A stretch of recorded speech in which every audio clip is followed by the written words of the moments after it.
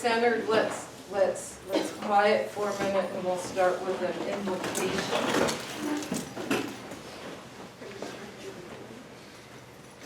And I'll turn this recorder on.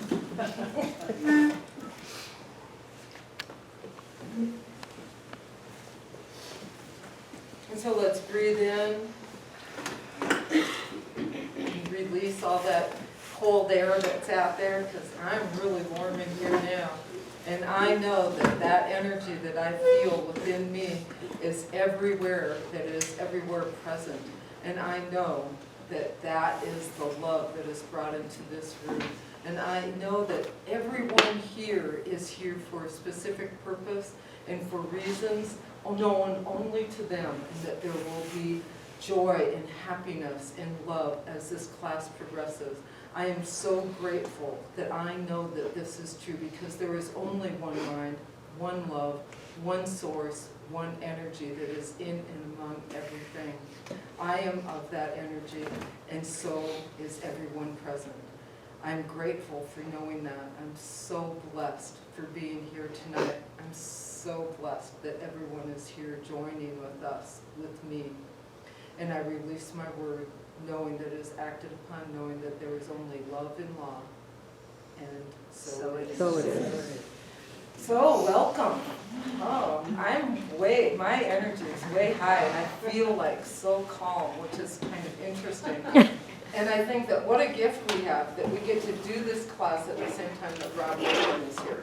Because if anybody is a mystic and knows the truth in our lives right now, it's Rob. And each one of us are mystics as well, right? And so that's the key, is that practical mysticism in my mind is uncovering the mystic within you and me and in you, because we are all that. And if there's only one mind, one body, then that's all of us, right? So how do we do that is going to be the key. And how do we look at these principles and apply them to our own lives will be how we do that, and how we develop into that mysticism, knowing that that intuitive property that's already within us is really just God within speaking through us, right? Mm-hmm. I think it's exciting. I'm way excited about this class. And so, let's see. So I'm Kate Greysen. I'm going to hand these out in a few minutes. But this is my second class teaching here. The first one was Thomas Troward, which was very similar to this class, really. Because Troward was mystic, is mystic, because his teachings live forever, right? Mm-hmm. And so there are some things that actually Troward we ended on that we're going to pick up by looking at Holmes tonight. And for the people who were here on Sunday, I suggested that you read Lesson 5 in the original text. And if you didn't, that's fine. But if you want to, Barbara's got a recording that she spent, I believe, 8 years recording and editing, and now it's done. And you're welcome to take one of those with you tonight and listen to Chapter 5, because it's all about mysticism. So that's that. Let's see, and that was me. Are there any questions more about me? Because I'm just one of you. Look at yourself, you'll be seeing me. So,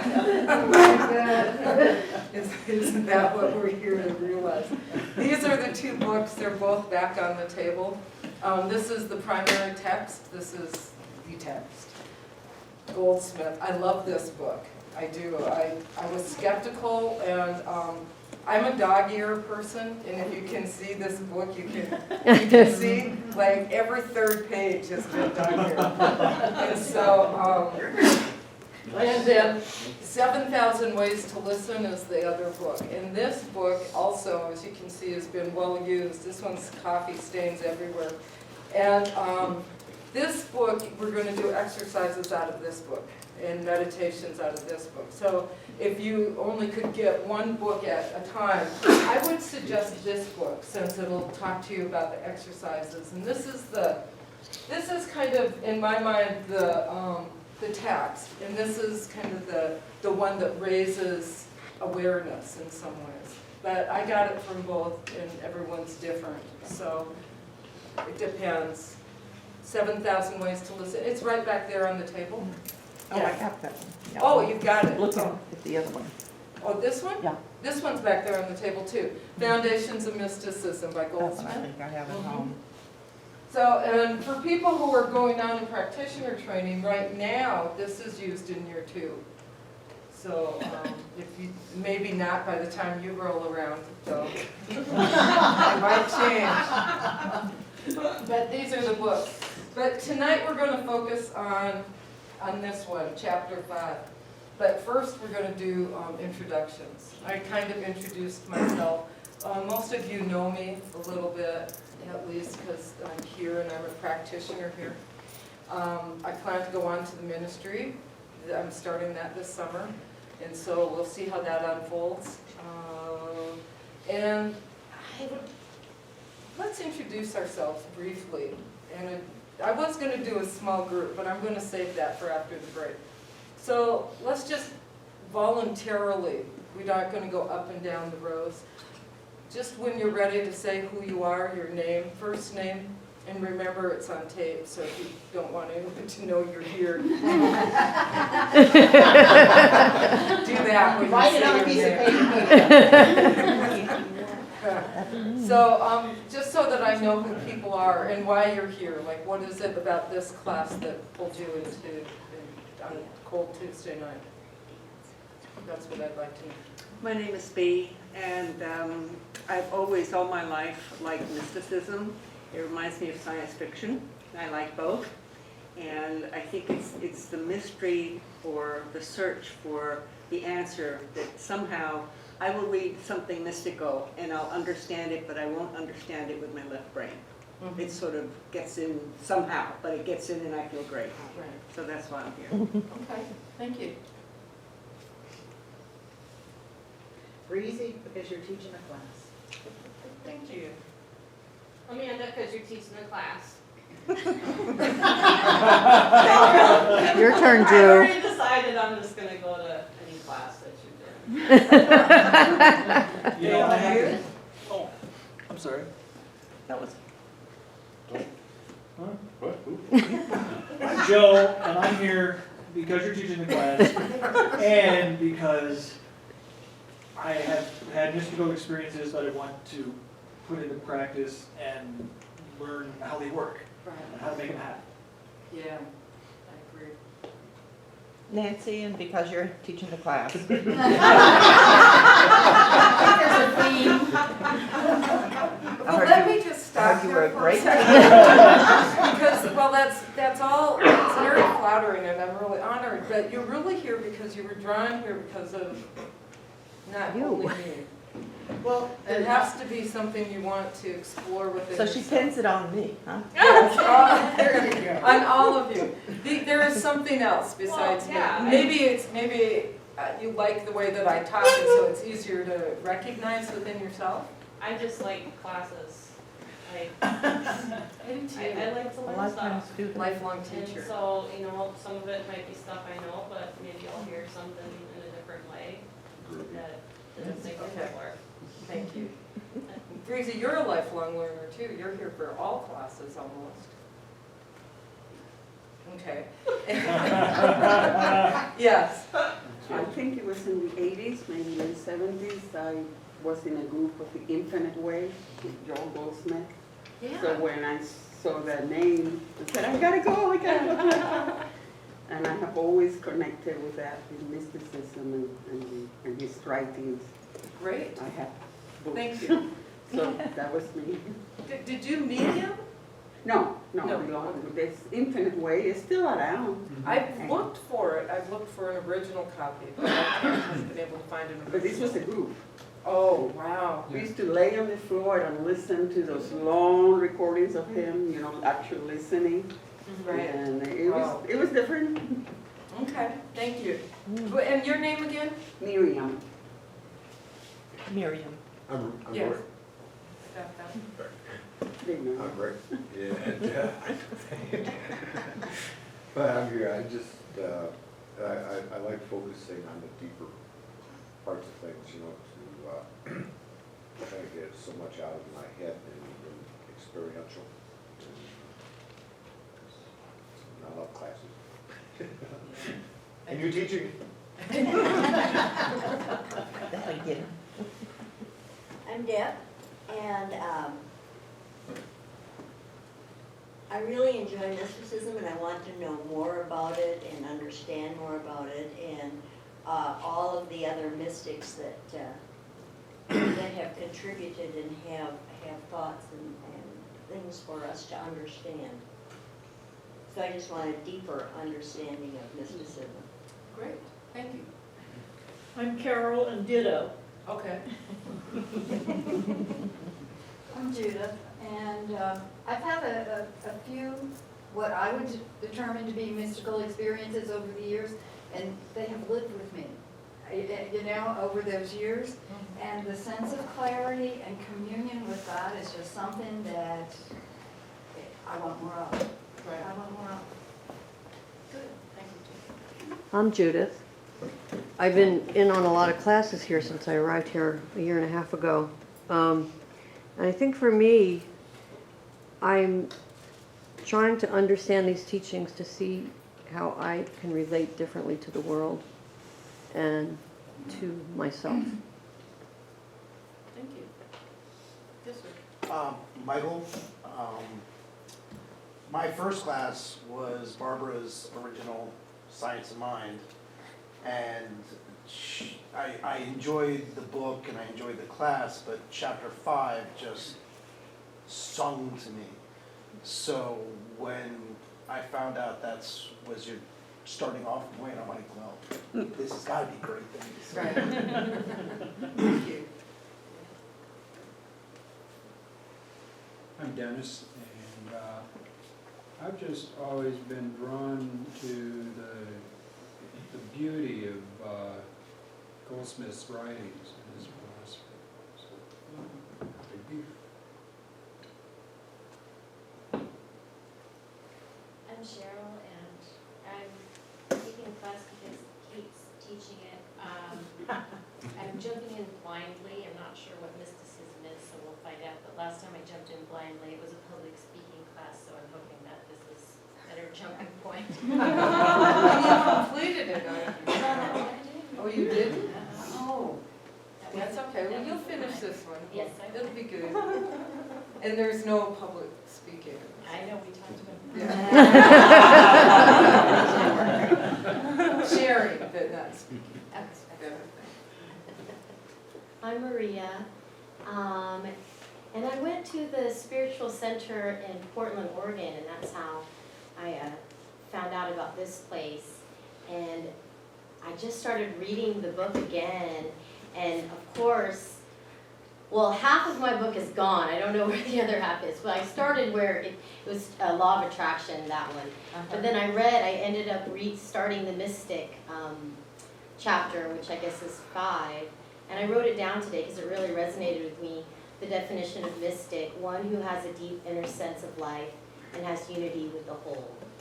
And I just thought that was so neat that I read it today when I was coming to this class, and I didn't even know that was what the chapter was. Yay. That, I think, see, that's mysticism when we trust our inner knowing. Yeah. Yeah.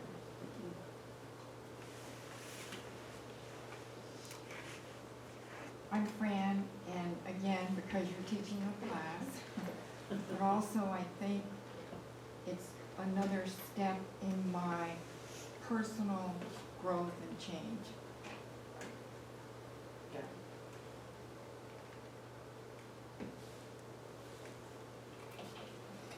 No? I'm Nancy. Okay. And I'm glad you're all here. Thank you. Thanks. Oh, and Drew. Oh, hi, I'm Drew. I've been an intentional and a strangely reluctant mystic all my life. Covertly, I've studied many different wild things, from Mother Christian to Crowley, this to that, to Castaneda's, and just trying to understand what naturally comes about and the practical side of it. And I because you're teaching the class, and I heard a rumor that we might be making glitter fairy wand. I don't know how that got out.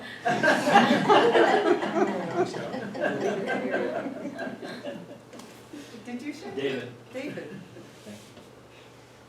Oh, I'm here, I was drawing here. Okay, great, thank you.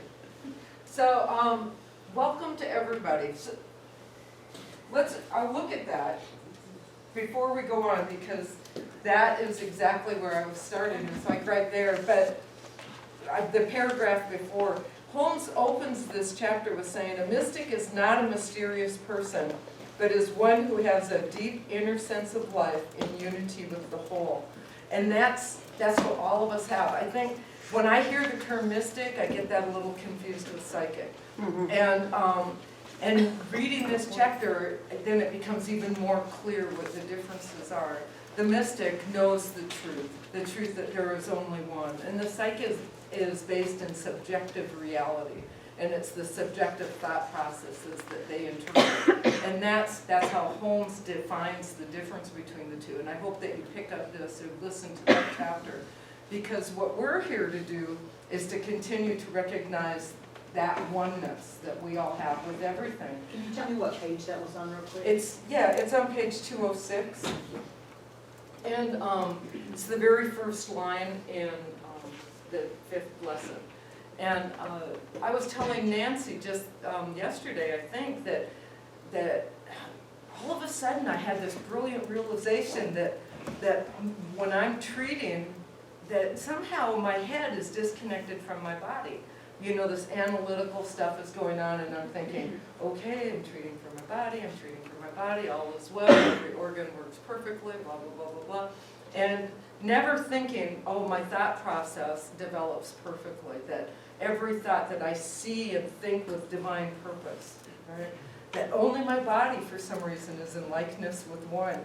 And I know this is just me. I'm not saying that anybody else can relate to this even, but all of a sudden I realized that my body includes my head, that they're not separate.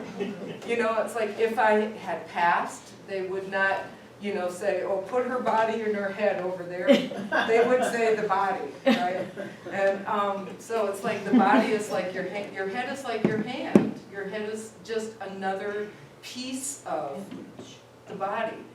And it was a miracle to me in my own realization. I know, Drew, you're looking at me like, seriously, you're teaching the class.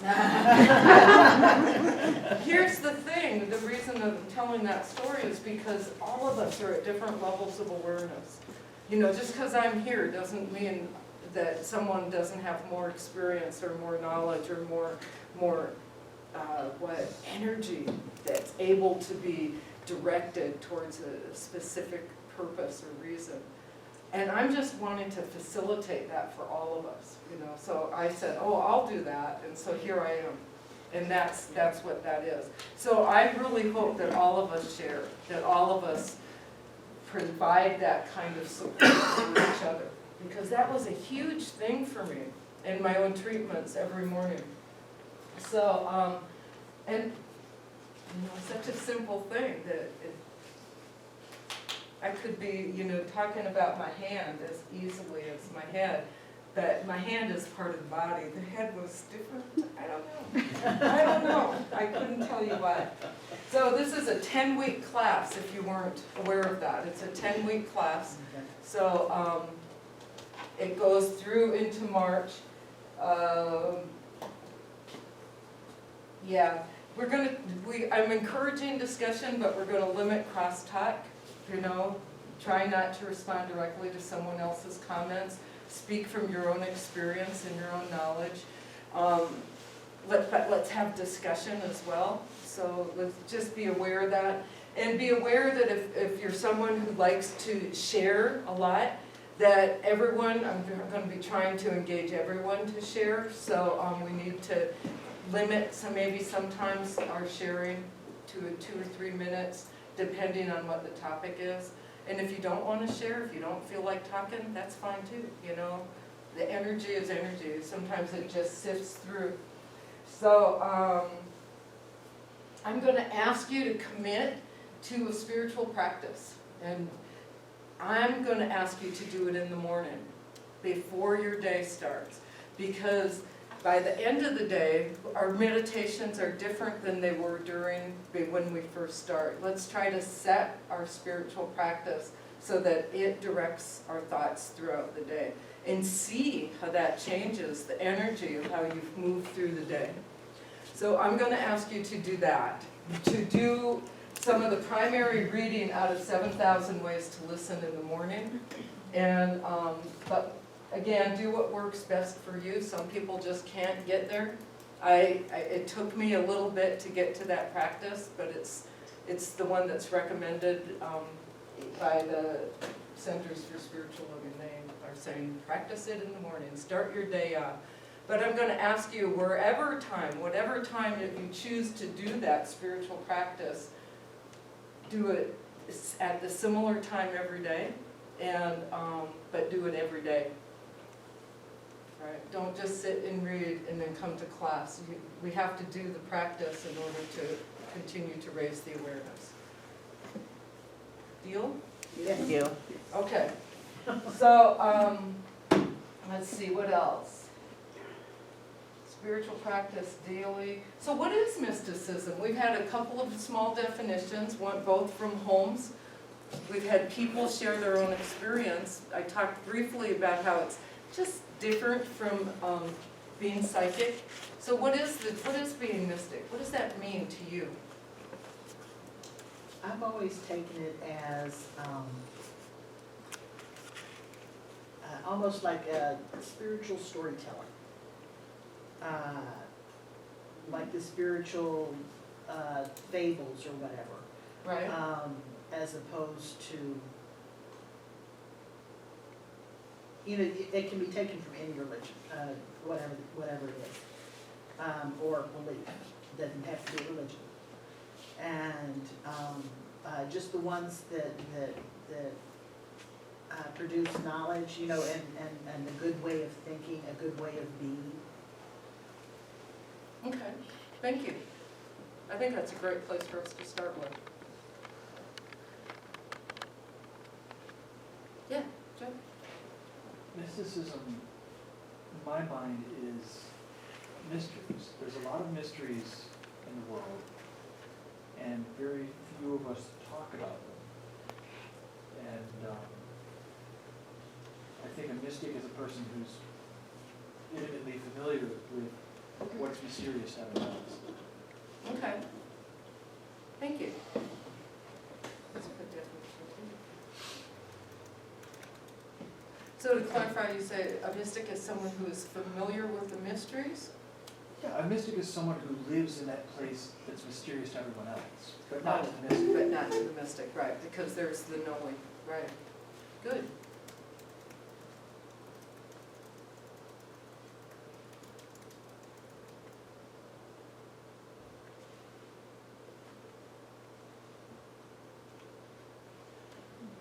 Yeah, Dee. I guess to me, mysticism is my intuition when I listen to it. When Okay. I'm in that space. When I don't listen to it, I'm a regular person. Okay. Yeah, Drew. I think to me, it's a lot of these things, but it's more of a being intentionally or unintentionally attuned to the world and the worlds and the veils and most things that people go unnoticed and they're just flittering around in their daily life. And the weird, the strange, the things that show up, the odd things that happen that you notice that people, there's just some birds. No, there's 4 crows in a row staring at you. It's kind of significant. Just passing by. Those got to be more attuned, more aware of the things and the feelings. Okay. And how they speak to you Right. individually, right? Because I might see 4 crows and it's like, wow, 4 crows. Doesn't speak to me. So it's how it all speaks to us individually as well. One person's mystical experience is not going to transfer to someone else's. right? Like, we can all talk about those experiences we've had, but the more we try to define them, we lose the context in which they happen. And both Holmes and Goldsmith would say, don't try to share those mystical experiences, that to keep them powerful and to keep that feeling fresh for yourself is to not share them. Because as soon as we try to, really, we lose the context of them. And that goes, you know, you're always going to get communication theory from me, so those of you know that. And that goes to that communication is absolutely unrepeatable. And right, it's irretrievable, it's unrepeatable, and so we can only say it once, but we can never say it again in exactly the same way. So the more you tell that story, the more it loses meaning in some ways. Not always, sometimes you're looking for some clarity, and if I tell David, and then I tell Deborah, I might go, that's what it is, now I understand it. But if we're searching for that feeling that goes with the mysticism, we might lose that through the retelling. Yes? Yeah, just a question. What about keeping a journal of things that you see for yourself as mystic, whatever?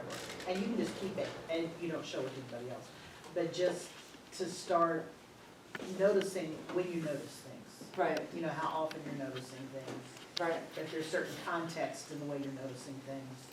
That's a great idea, and it's actually part of your assignment with your spiritual practice. Oh, okay. Yeah, is to read, and then it doesn't have to be right at the same time, but to write about anything that happens to you that you feel is mystical, or that how you're changing or becoming more aware, and just keep that journal for yourself. I won't ever ask you to share it in here, but I'll ask you to bring it so you can reflect on it when we go into meditation. So it can help trigger what's going on with you, what you've been experiencing. Anyone else? What is a mystic in your own definition?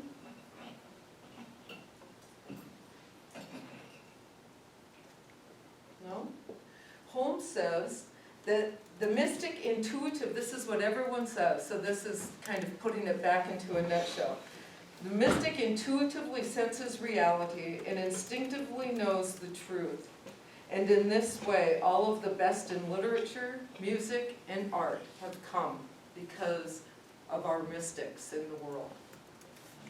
I think that's beautiful. So that's how we got some of the most beautiful songs. So it's difficult in some ways to think maybe the Beatles were mystics, but on the other hand, they had to have been to have that creative voice talking to them.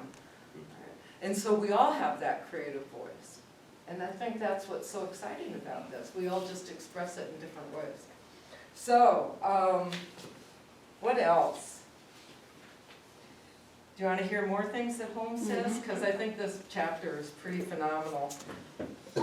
No great mystic ever lived who denied the reality of individuality. The higher the sense of truth, the greater will be the realization of uniqueness, of individual character and personality.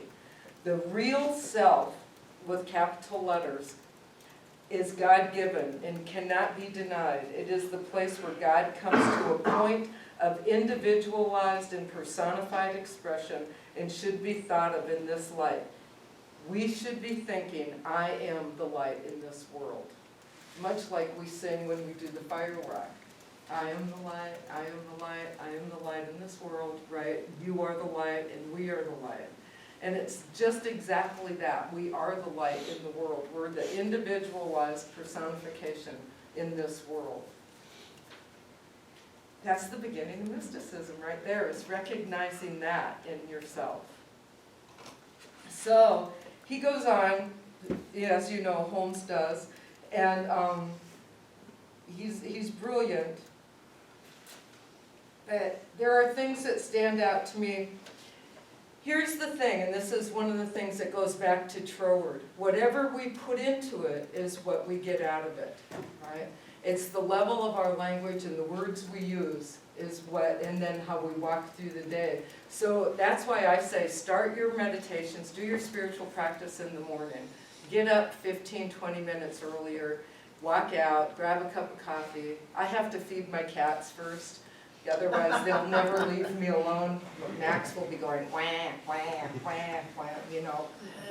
So I just feed them, and then they just lay in my lap. But so do what you need to do, but then just sit down and read and pray, and start your day with clear intention, because that's the key. That's the key to that awareness right there of how you move through the day. Because all of those things are going to come into your mind, right? We have a hard time stopping that, what they call the chatter. And a lot of this class is going to be about how we meditate, and I'm not going to go into all the different styles of meditation. I'm just going to ask us to be quiet and center. But stopping that chatter, you don't have to stop the chatter. The chatter will go away on its own when you learn, the more we learn to center and quiet it. And so that chatter's telling you something.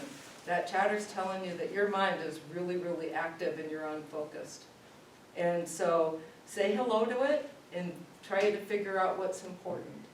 So when we're silent, just breathe and go, ooh, hello, bills, hello, car, hello, phone call, hello, prep for my classes, hello. And all of it starts coming in, and I acknowledge each one, and then what's not important fades away. It goes. That's how it works for me. I'd be interested to see how it works for you. But remember, as you go through the day, if you're going through the day and you set your intention, and then at some point during the day you go, I wish I didn't have to pay that bill. Stop and try to reframe that thought, that you are one with the universe, and if you see, if the divine is vision flowing through you, if you are moving with the Spirit of God with agility and ease, that's the same thing with money. Abundance is one with everything. All right? Strength is one, intelligence is one, knowing is one, all of it is one with everything. So just stop and rephrase that and say, there is no struggle. That's just what Holmes talks about in this chapter. There is no struggle. I am one with God. With God, there is no struggle. With God, everything is meant to be. This chapter is key to how we move forward in this class, because spiritual practice will be just that. Start and stop and start and stop and start and stop. And how fun is that going to be? And then we'll make these sparkly fairy ones. And you'll go like this, like that. And that's it. Because part of being a mystic to Holmes, or knowing the mysticism within, is part of being able to provide treatments and do healing. Right? Exactly what Rob Workin is doing. He's just holding your energy when he holds you in that chair. People who've been in the chair, we know that. And so it's just kind of like, whoa, holding it and releasing it, holding it and releasing it. It's an amazing process. And that's possible for every one of us. So, any questions thus far? I'm just kind of rattling. Okay, so let's give you the books and review them. So I'm thinking we might have enough. We've got 20 people here. We don't have enough. I never expect the number of folks that are here, so if some people can wait and take one, you can get one on next week or perhaps during the week. If anybody wants it, I can print some tomorrow. You could, really? By tomorrow? If you're coming I can wait, I can wait. Yeah, I mean, I can wait. Self-limiting your. I know, and I did it under the guise of taking care of the office staff, like, no, I only need 15. Like that. Anybody need a copy? Because I can get one tomorrow. Okay. Do you guys mind looking on with Carol right now so that I can look at it and walk through it with y'all, and then I'll give it back to you. I can get it tomorrow night. So we'll walk through this and then we'll take a 15-minute break. Is it possible to get this in PDF? You want the document? Yeah. To get it what? To get it. That's up to the office staff, to have it I would saved have as to double check PDF. with, I would have to double check with Barbara. If it's a pain in the butt, don't worry about it. It would be, it's the ownership of Centers for Spiritual Living, that's where I would have to check, but I'll double check with Barbara, she might just say no problem. Okay. Right, because I've already changed it, so maybe it wouldn't be a good idea out there. Okay. Yeah, so read through that, it talks about this, and then there's this bibliography for practical mysticism in here. One of the technical assignments, quote unquote, will be towards the end of the class, around class 8, 9, 10. I'm asking you all to do some exploration on your own. Find someone, you can pick one of these books. I'm going to be asking you to present that mystic in the class. So Cheryl, I lied, there is a little bit of public speaking, but it's not formal. And you don't have to prepare anything other than, what about this person? How was, this guy, Walter Starkey, It's All God, in 1998? Why is he suggested reading for this class? Why is he considered mystic or someone who could inform us? I just don't have time to do this whole reading list ever. And to hear from each one of you who you picked and why and what they said to you would be really helpful. So there's a required video for week 6, and I am not sure, I'm not really a Rumi fan. So if, I like him, I like reading the little quotes on Facebook, and I think, oh, that's deep. But people have given me Rumi books, illustrated, expensive books, and I'm like, it's not something that calls to me. So if someone is really familiar with and likes Rumi, I would really appreciate it if you would take a few minutes with the class and talk to us about Rumi during the last couple of weeks of class. We could get this video. I'm not sure, we can see how the class goes. We can change anything as we go. So on page 5, it's the course calendar and outline. You can see there, this is what is mysticism, then how it's the titles. This came from the central office. I didn't create these titles, so you can tell this is not my language. Silkworm to butterfly isn't something that flows off my tongue easily. But it's a good line, I think. Silkworm small. So it says binder with set of 10 dividers with notebook, but you don't have to do that. That's up to you and how you choose to organize your life. This is really all you need. We'll start with this Art of Dialogue next week, so please read it, because this is also part of your spiritual practice. You set your intention when you're praying. You practice listening to your own voice. Discourse is not only communication with others, it's listening to your own voice in your head. So all of these things will apply.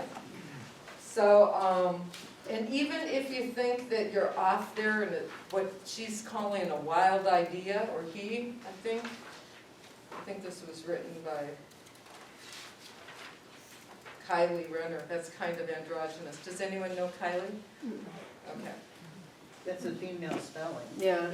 Yeah, so that would be my guess. unless they're a new age person and a man is trying to identify his femininity. Yeah. Non-gender. I'm just joking. Okay, that one fell flat. Kate, it's a woman. Pardon? It's a woman. Thank Kylie is a you. woman. It says there's a little blurb at the very end. Oh, there is, there you go. It says she So graduated. she says, support the wild idea. Even if you think this idea that you can't get out of your head shouldn't be there, focus on it. Find out what it's trying to say to you. Don't just dismiss things out of hand because you think that they're not relevant. Because we're trying to identify what is relevant. Maybe it is more relevant than you think, especially if it's something that's trying to tell you something. And anyway, so you read that article, student agreements. Let's you know, when we all have a copy, read through this. Please do the readings prior to class before you come.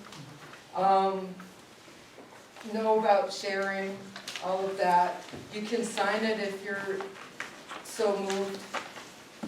If you want the certification, because right now, as you know, you've all heard, I'm sure, that at some level they may be changing to practitioner training, but right now they still require certification, so towards the end of the class, if you want certification, then we'll have you sign up, and then I'll direct you to Nancy Walton, and she can tell you how much that'll be and how it'll happen.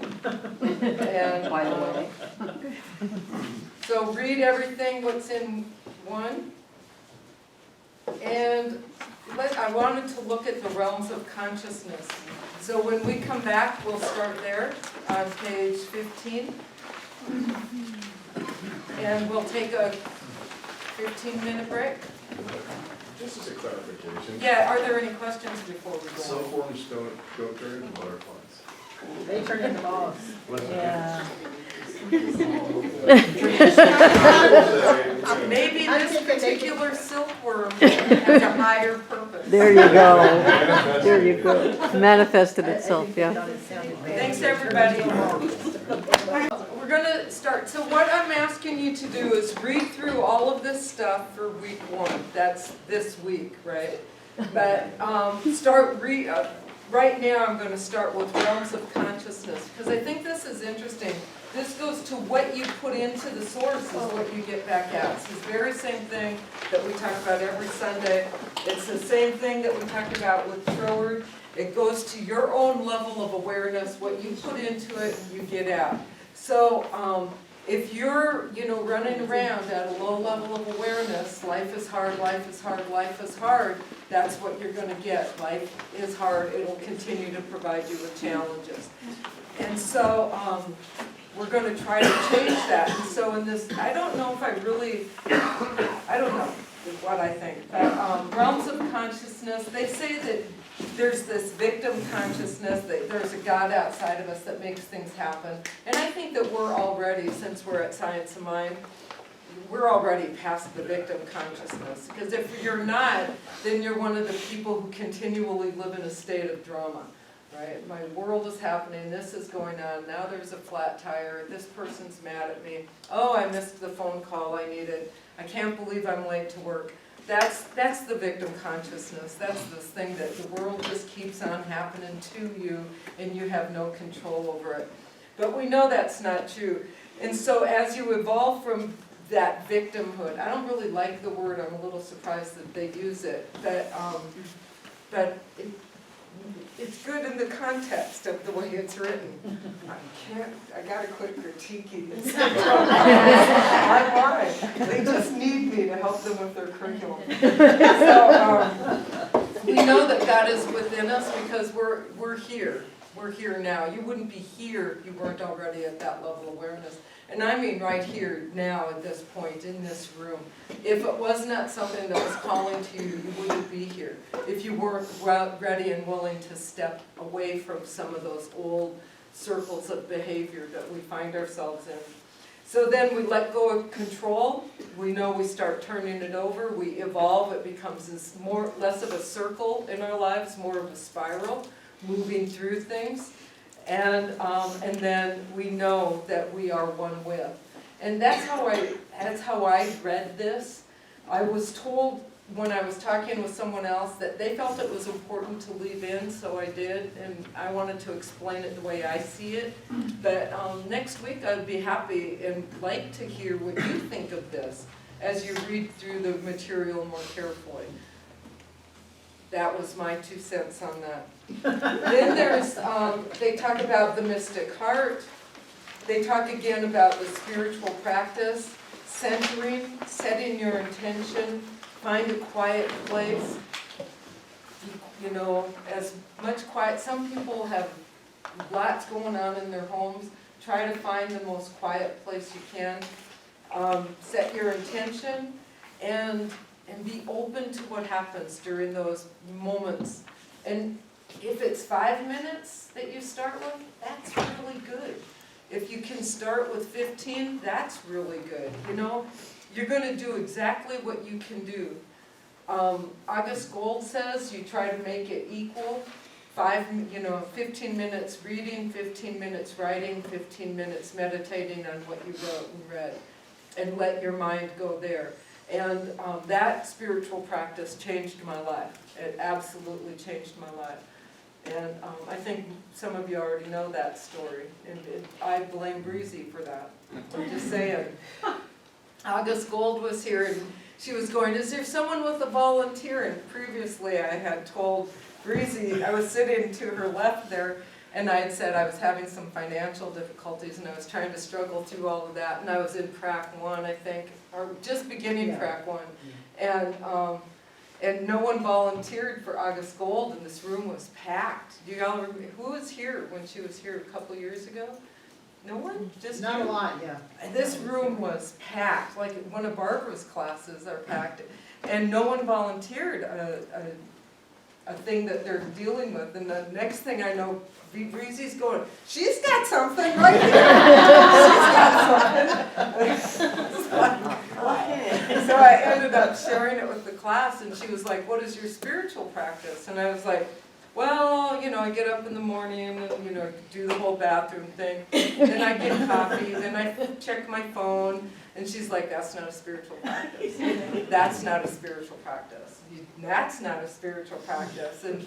And she goes, when do you meditate? And I was like, no, usually in the evening or the afternoon. She's like, that's not a spiritual practice. And then she kind of let me off the hook. But then she talked to me at the break, and she was very clear with me that I needed to establish a spiritual practice if I wanted to grow. And I was a little shocked that she was so adamant, and I've shared that kind of like enthusiasm for the spiritual practice sense. Please do that, because it will change your life. It's one of the only things that really will in this teaching is meditation. And you have to do that if we want to move forward. Otherwise, we don't learn our own voice. We won't hear it when it speaks to us, because it comes in silence. Right? It comes in those moments. Yes, Joe? Just to clarify, it's done in that order, the reading first, then the writing, and then the meditation? Yeah. Yeah, and you just write about what you read. What does it mean to you? And often I'm off writing about other things as well. And then I go to meditate, but those other things don't come in because they've already been expressed. I think that's how it might work. That's how it seems to work for me. What I write about isn't really what I meditate about, and that it helps me clean it. But she suggests equal. If you can do 5 minutes, 5, 5, 5, then do that if you only have 15 minutes. I found that 10, 15 minutes wasn't enough time for me. So, but it depends on what I have going on during the day. So read this, and then here again is that personal project thing. There's a whole nother list of folks to pick from. So be looking at these. If one of these names resonates with you, then check it out and see if you would want to do a little 5-minute report on that person, 5 or 10-minute thing, like, why are they listed on this list? What did they have to say? Pick up one of their books. Like Thich Nhat Hanh has hundreds of books out. I have a lot of his books. If anyone likes him but doesn't have his books, I'd be happy to loan you what I've got. So, or Saul of Tarsus, St. Paul, Emerson, Goldsmith, Muhammad, Robert Browning, St. Augustine. You know, there's people on here that I'm surprised are on here, actually. And then I think there are people that I know that aren't on here. And so if you have someone that's not on this list, you could use them as well, right? There's a lot of mystics, modern mystics, that aren't on this list. Tolle's the only one that I really see that would be, I would consider modern, right? Besides, Goldsmith, he's gone. Yeah. King, he's gone. There are people who are alive that I would consider. So if you know some, then bring their names to us so that we can learn them. All right? What's the the difference, do you think, between some of the self-help gurus who are changing so many people's lives and a mystic? Are they mystics? Not They can be. necessarily. Not necessarily. They can be. You nodded, and you're like that quick to say not necessarily. What is the difference? Between like, I feel like Mark Nepo is mystic. I feel like he has those qualities. That's why I picked this book. Yeah. That's not really a self-help book, even though on the back I think it gets published under self-help. Somewhere it says that on here, I saw. But what is the difference then? To me, a self-help guru is telling you how to do things, where the mystic is telling you how to experience things.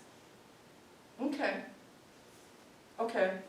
What would someone else say about that question? I think the self-help people are translating and putting the mystics' discoveries into language that people can hear and understand. Okay. So they give us a language for us to articulate our experience? Okay, I think that's true. That's a good I point. think a lot of the self-help books are more externally focused, rather than internally focused. Okay, that's a really great point as well. All right. Yeah, sure. I don't know so much about the mystics, but self-help books to me is about correcting what's wrong with somebody. It's fixing what Okay. is wrong. That's a good way of looking at it too. Yeah. To expound on that a little bit, I agree, and sometimes with the self-help books, they almost assign to you like a condition of some sort. It's like when little kids are like real rambunctious and the doctors want to medicate them. It's like, oh, there's a problem here, when there's not necessarily a problem. And for me, with some of these self-help books and self-help gurus, they do focus on what's wrong with you instead of helping you find the divine that's within. Okay. Good. Yeah, Rick. Yeah, I think it's the same difference that he made in chapter 5, difference between a mystic and a psychic. Okay. It's just what Judith said, Right. she gets into the relative, and, it could be anything, it's the filters of that self-help person. Okay. Well, the first thing that popped into my mind when you said self-help was that there's a financial backing of the self-help books, whereas with the mystics, they're just giving without needing any recompense for Right. it. Yeah. Right. They just are. They just are, and they'll just give it to you for free, and, the self-help people have to make a living somehow too. This is true. Okay. Anyone else? Yeah, Drew. And some, those are really beautiful analogies, connections. But some of them are actually the regurgitation of ancient knowledge, just modernized, like Dianetics came directly from Key of Solomon the King, and it's just a new version of it modernized. Right. But I think a lot of the self-help are external problems, not being in the oneness of the divine, Which is spirituality. Right, which is still a place to often start because we don't have the language that takes us inside. And so sometimes, like you were saying, Amanda, that it gives us the language that we can start looking at who we are with too, even though it seems more external on the core. So I think that was good. I've often wondered how people feel what the difference is. And I like the discussion with Steph between a psychic and a mystic too, but we've already talked about that. So then for next week, I'm hopeful that you look through all of that. That was all previous to this. Home study for week 2. Read only pages 1 through 17 out of Joel Goldsmith's book, Foundation of Mysticism. 5 through 35 out of 7,000 Ways to Listen. And it says the materials in the workbook for 1 and 2. But the spiritual practice, part of your spiritual practice I'm going to ask you to explore is on page 20 of 7,000 What is 7,000? 7,000 Ways to Listen, Oh. on page 20. Listen. It doesn't have the number 7,000. It's really about how we listen to ourselves. It's how we lean into our own experience and try to articulate what we've learned. And so it's under a reflective pause, it's a meditation. Just work with that on your own, in your own time, as you feel like you can. And we'll be talking about it, but this is where you set your intention. And I'm asking you to set an intention for this class over the week. Through your meditations, through your spiritual practice, come back with a written intention for the next 10 weeks. What is it you would like to achieve in this class? What is it that you would like in your life? How would you like to change? Where would you like change to happen? How does that look to you when you come back? Have something written. And I do have a question for you. Yeah, sure. In regards to this thing, it says home study week 2. I'm just trying to understand where we are in this book. Does that mean we're not reading the week 2, we just go up to this and do what's on this page? Is that correct? No, read weeks 1 and 2. 1 and 2, okay. Yeah, So I wanted to make sure. This is week 1, everything Okay. right now. Okay, It's all preliminary things. yeah, Yeah. that's what I just wanted to, so, Is that clear? so we don't do the home study for week 3? We just, Right. oh, okay. Do home study for week 2, which Okay. is next So, week. through page 25. You're such a good student. Yeah. Would you repeat the pages again in both, that you want us to read? The To pages? read, out of the. Yeah. May I use my? 1 through 25. For which? So out of the Foundations of Mysticism, read, it's right here. 1 through 17. Chapter 1, 1 through 17. Okay. From 7,000 Ways to Listen, read 5 through 35. It sounds like a lot, but they're really short little chapters. Read the materials in the workbook. And the spiritual practice is on page 20 out of the 7,000 Ways to Listen.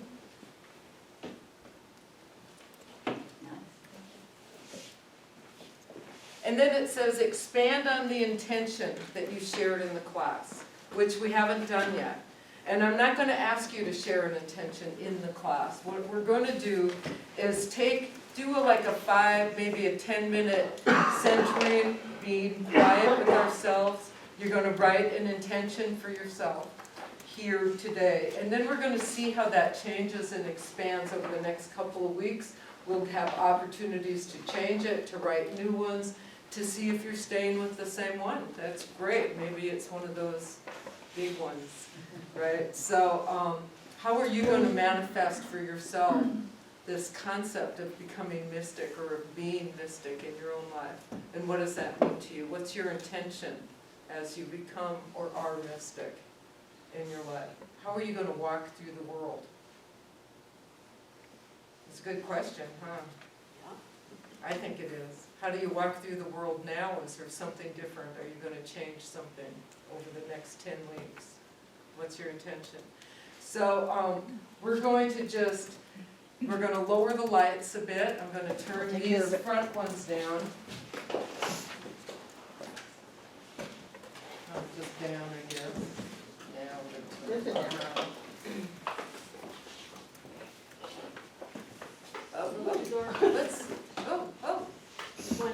That's good. Let's do that. We'll leave this half of the class Do alone. you want me to continue? And then we'll do a study. Does illumination help thought process? The academic in me will never stop, right? Do you want me to continue taping?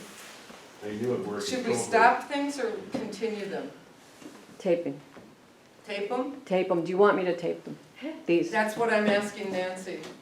I mean, if someone's taking this class online, they may want to do the process as well. Okay. Okay. Good point. So, I'm just going to ask you just to sit comfortably and quietly. I'm going to walk through just a little bit.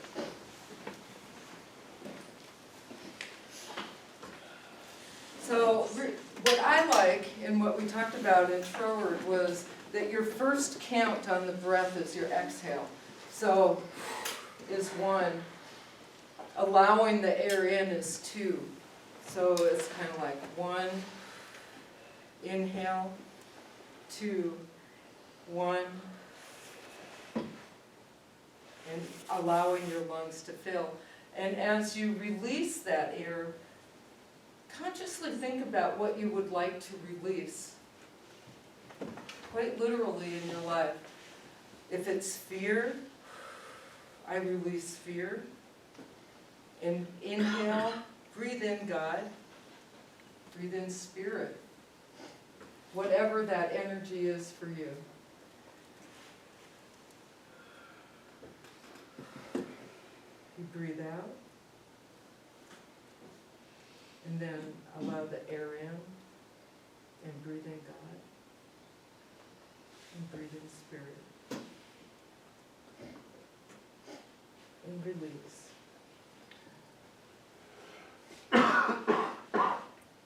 And continue that process.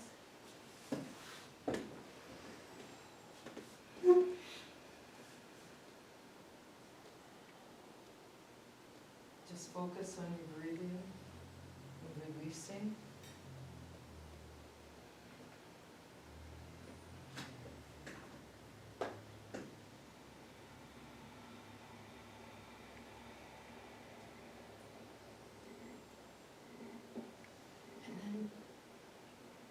As you center, what is that intention? Just ask yourself, what is my intention for this class?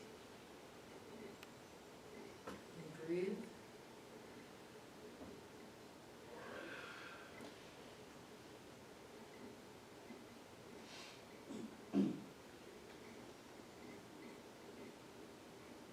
And ask yourself again.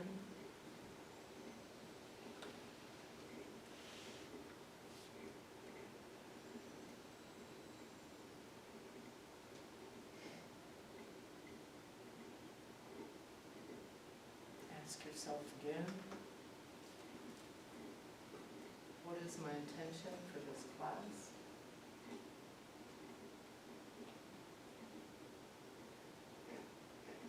What is my intention for me? Just rephrase it.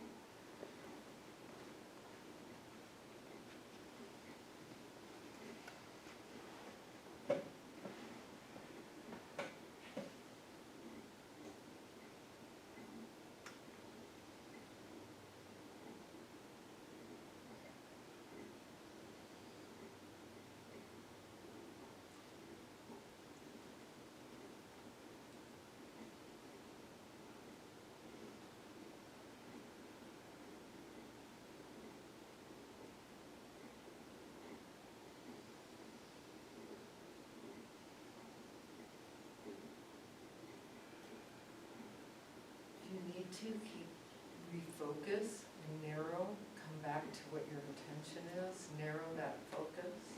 What is my intention?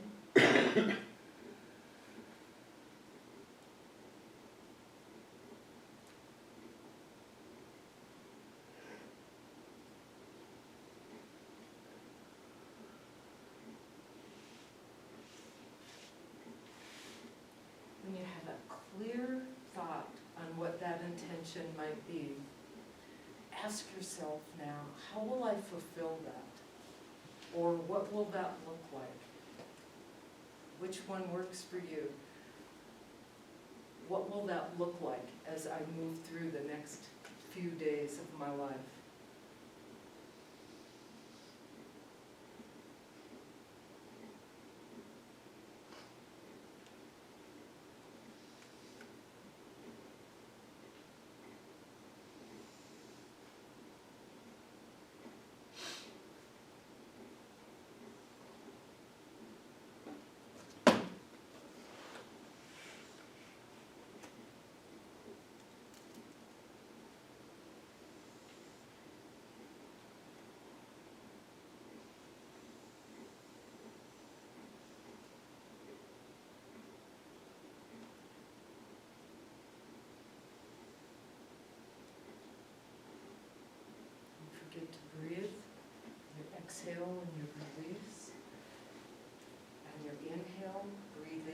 intention and knowing what it looks like over the next few days.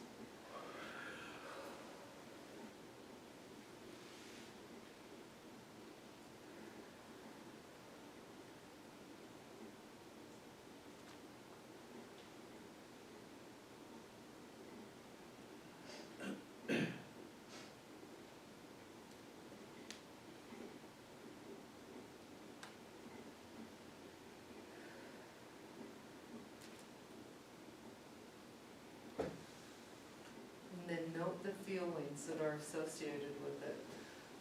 What must I do to make this intention manifest? Note how that feels as you breathe.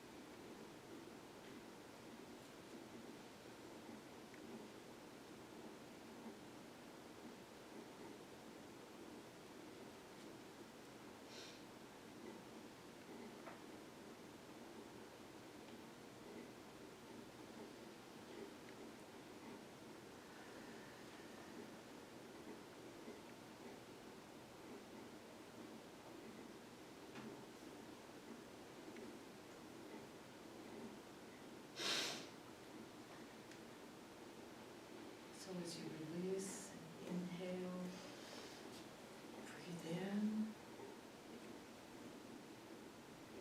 release, and come back to the room when you're ready. Just keep breathing, knowing your intention, and when you're ready, just start writing.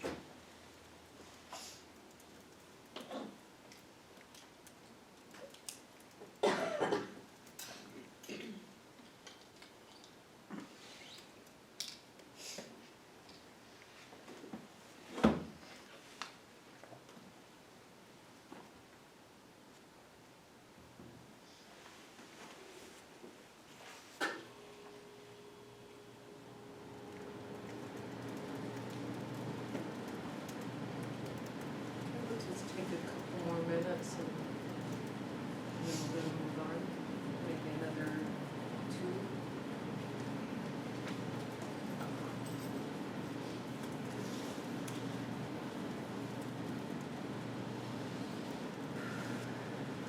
Great energy.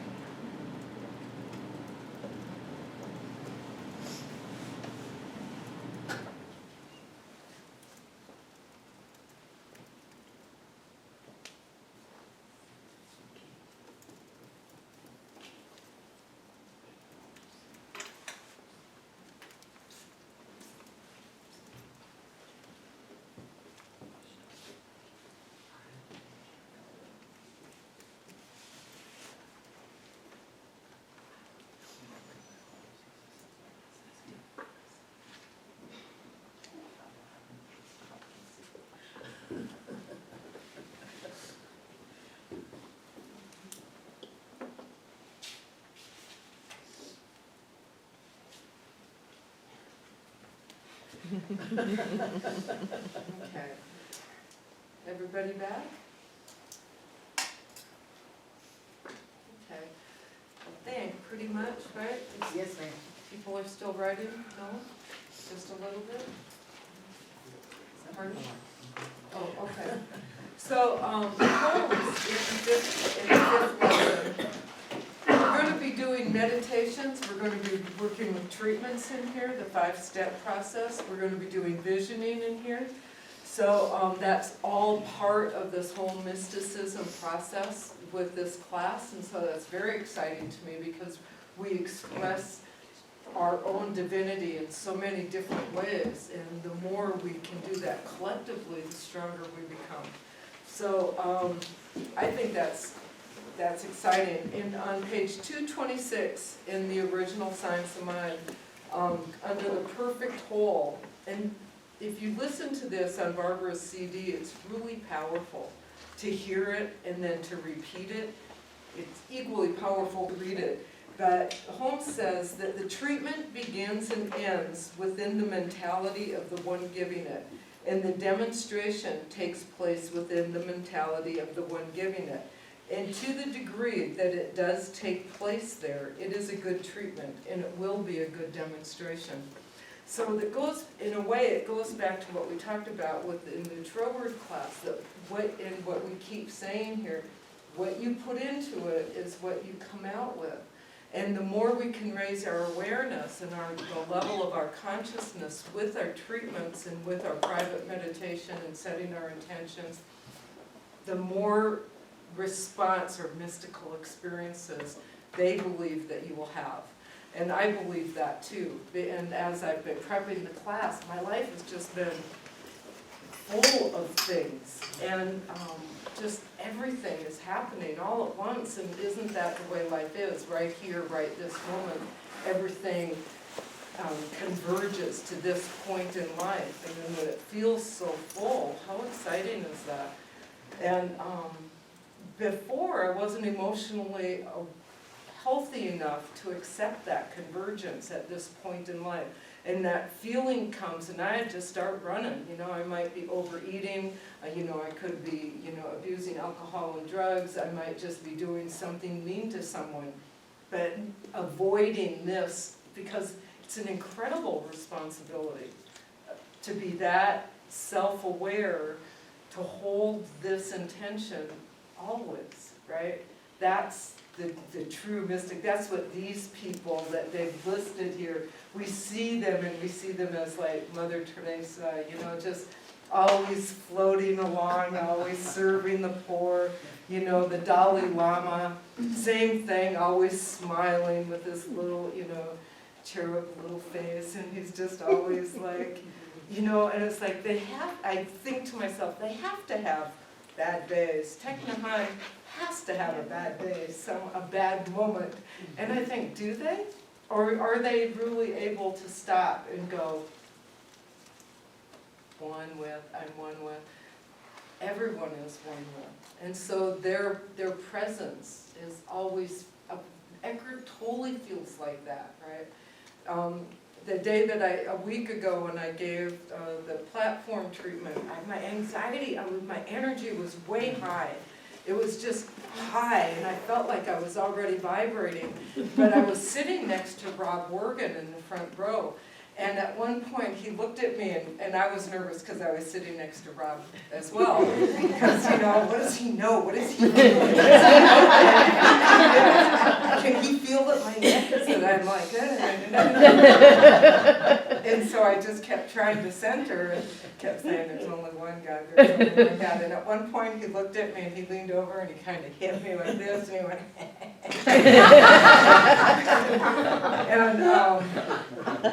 and he might have been laughing at something on the stage, but to me it felt like he was going, I know everything. Like, I know the truth of you. And he does, right? He knows, he does. He's one of those gentlemen that does. Maybe not every day, maybe not every moment, but when he's tuned in, he knows the truth of who we are. And I feel like I do that for these brief moments. And then other times I run, right? Sometimes I'm in the sanctuary and it's like, I don't want to do treatments today. I'm not present, and so I don't stand. But, you know, all of us will have those moments, and it only means that we're in a process of growth. We're in a period of developing who we are. So there's nothing, you can't do something wrong in here. Just know that. It's all leading towards another level of your growth. All of it. And that's what I find terribly exciting. Don't you agree? I know you do, Drew. So it goes to that level of awareness. And he says in a couple of different things, if you find yourself, you know, skeptical, or if you find yourself saying, oh, I have a headache, or I'm sick, or, you know, just know that that's not the truth of who you are. That's not the truth of who you are. That's all, the only thing is that that's presenting. That's a presenting condition that we can eliminate, so to speak, if that's the right word, or that we can like know the truth of, and it will go away. And so he says, repeat, infinite substance within me, infinite supply flowing through me and to me, infinite activity around me, within me, infinite intelligence within me, directing me, guarding me, governing me, controlling me, the one and the only within me and through me, that is the Almighty God within me, there is no other, or besides which there is none other, infinite love within me, seeing all, knowing all, loving all, one in and through all, this is me, infinite substance within me. And continue to repeat that, and that's on page 227. And I would ask you to listen to that on the tape or find that paragraph in here and repeat it. Just keep repeating it when you question yourself about money, about illness, you know, about that ache or that pain or the headache or the flat tire or the dead battery or the rent coming up or anything. Just pick up that book, then photocopy it, tear it out, rewrite it, whatever you do. What are the first couple words? The first word is repeat. Okay. The paragraph? Of the paragraph is repeat. It's on page 227. It's the first full paragraph on that page. Right in the middle of the page. It's a powerful, powerful treatment. Yes. What's it under in terms of the heading of the? The perfect whole. Okay, because I have a Kindle and it's not the same thing. It's under meditation. Okay, thank you. Is the subheader under in the perfect whole of the lesson 5. Okay. Yeah. And do you want the number of paragraphs? Okay, it looks like It's 6. listed different in Kindle.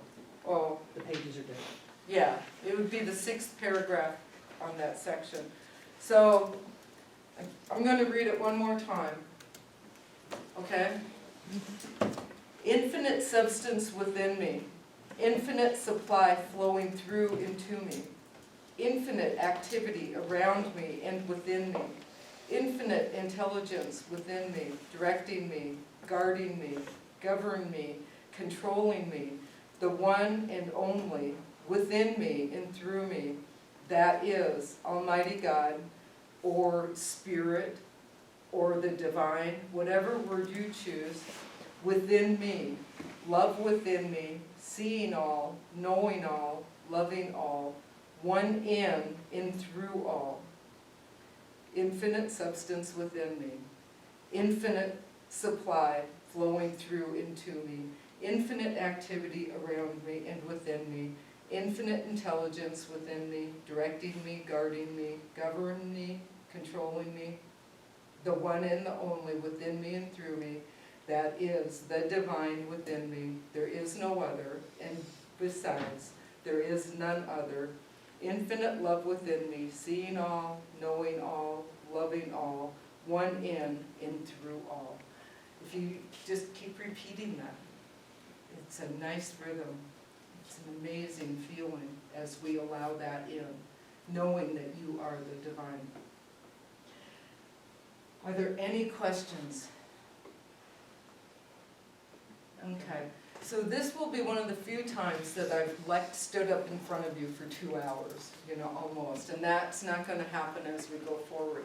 The first hour will be always discussion, review of the reading in the book. The second hour in here is going to be focused on your practice of meditation. We're going to do visioning, like I said. We're going to do a lot of exercises, self and maybe small group, depending on how people are feeling. And so you can always step aside and do the activity on your own if you don't want to be in a small group.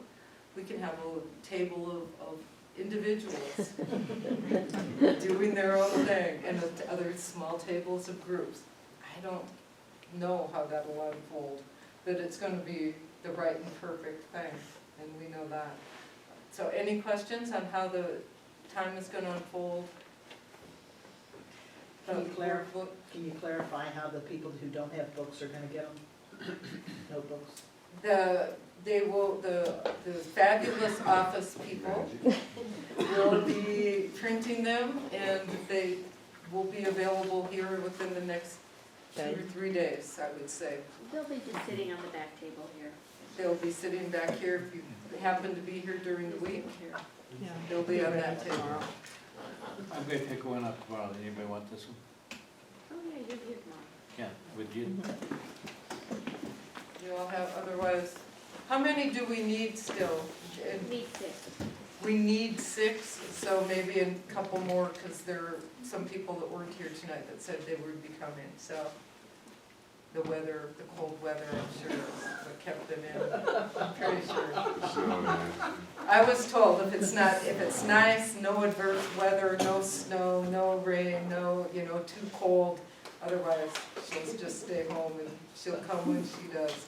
So, no other question? Okay. So we'll do the offering and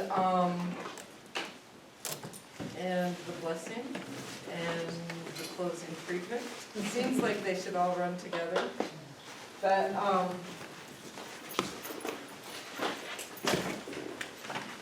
no questions? No one wants, anything anyone would like to say about your intention? Yes, Drew. Of course. I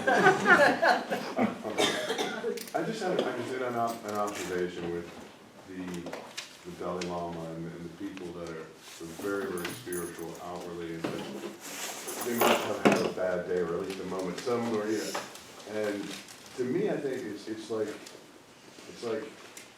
they're balancing a ball of light, and they go through this life and their path, and I see like we're all in this class, like we could all practice that, bouncing that ball of light, we're gonna drop it, it's gonna roll, we're gonna get it, but they have gotten their daily spiritual practice down. Right. And I think that's like, and I think that's the key, to get that spiritual, even if you're not going to be Mother Teresa or whatever, or ever write a book or whatever. Remember that when I'm waking up. So, That's right. They have been doing this spiritual practice for their whole lives, many of them. So they have it down. defining or creating it, It's like third nature. I was just going to mention, I have a friend who is a nurse and worked with Mother Teresa in Calcutta. And I didn't get a whole lot of detail, but she did share that Mother Teresa has her moments. Or had, when she was still off in this earth plane, she had her moments. And She was very focused. Right. So, but she was focused in her moment. But hey, you know, yes, That's she had it. her moments. We all do. If you run out of coffee, you know, there's gonna be worse. And what I know is that there is plenty of coffee. There is always coffee. And there is always that energy. There is always the divine. And I know that as these blessings fill this basket, they come in and they go out to each one of us as we touch others in our world. And I know that it is all good. I know that it is all good. And so it is. And we'll do the closing treatment after. But let's just hold the consciousness of this.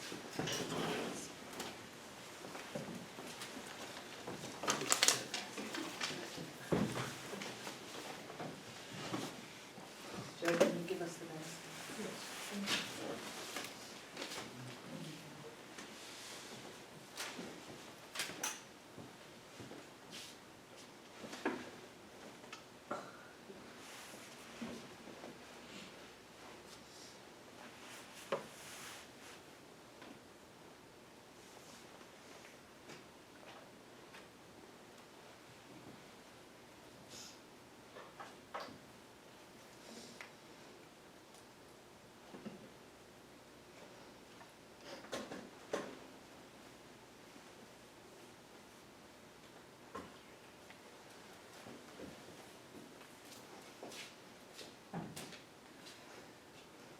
And so in closing for tonight, there is a power within everything present. There is only love. There is only creation and divinity in everything. There is love and divinity in this basket. And there is love and divinity out in the water. And there's love and divinity even in the cold as we walk outside this evening, knowing that it can be refreshing, that it is refreshing, and that it is only life. It's another aspect of the divine as it flows through our lives. And I know that I am one with that. I know that as I touch and feel and taste everything, that that is God flowing through me. And I am so blessed and I am so grateful, knowing that there is only harmony and love in relationships, knowing that there is only the flow of prosperity through everything, that there is that energy of abundance that is within and filling up and overflowing everything that is within me, that is within everyone here, that there is only peace and love and joy and beauty in everything that we do. And I know that that is true, and I'm so blessed and grateful for that promise that is within me, that is within life. I look for it, and I expect it, and I receive it, and I release that to law, and I say, and so it is. So it is. And so it is. And so if there is, I open my eyes and I'm like, and so, thank you all for coming. This is Thank you.